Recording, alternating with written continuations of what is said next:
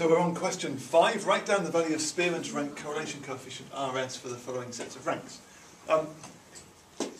This is straightforward, isn't it? What is the value of RS? 1, because they're in complete agreement, aren't they? So RS equals 1. What about this one? It's, what do you think, Jade? Minus 1, it is, isn't it? As these ones go up, these ones go down in the same way. Complete disagreement. They're opposite to each other. Calculate the value of RS for the following ranks. Now, just a wild stab in the dark. We've just had 1, minus 1. What's a reasonable guess as to what this is going to be? 0. I think it is going to be 0, isn't it? It even looks like there's no particular pattern going on there. Remember how we work this out. We need to, well, we might need to do a little table of values here. We've got, how can we do this? Oh, well, we'll write them. So we had the ranks 1, 2, 3 and 4, and these were 2, 4, 1 and 3. So that's A and D. We need to work out the difference between these ranks.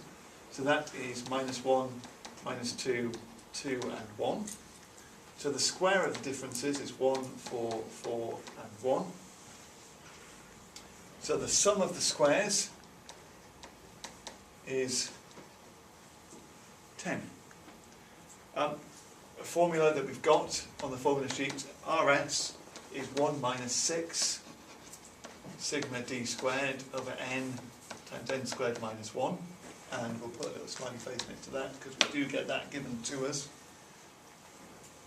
So subbing the numbers into this, that is 1 minus 6 times 10 over 4 times 4 squared minus 1. And we were spot on with our prediction, weren't we? Because we've ended up doing 1 take away 60 over 4 15s are 60.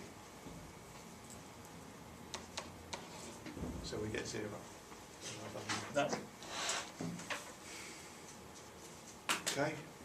And then, actually, as we were doing this, we talked our way through this anyway. I think we've already said the answers to these ones. For each parts 1A, 1B and 2, describe in everyday terms the relationship between the two judges' opinions. Well, part 1, what was it, A, part 1? It was 1 part A, that was it.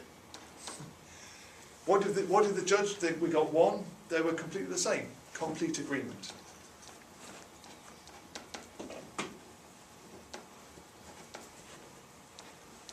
So for part 1 they completely agreed. Part 2, how can we describe what happened there? They were complete opposites, weren't they? As one ranked them in reverse order to the other. So completely opposite.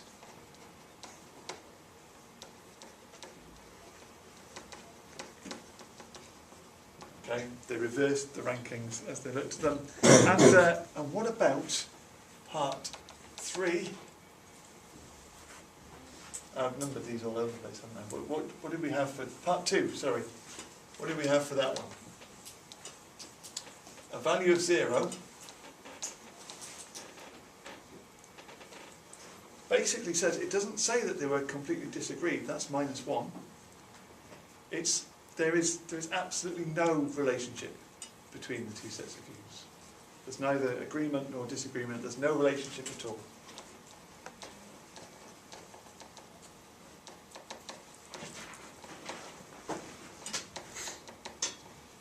Okay.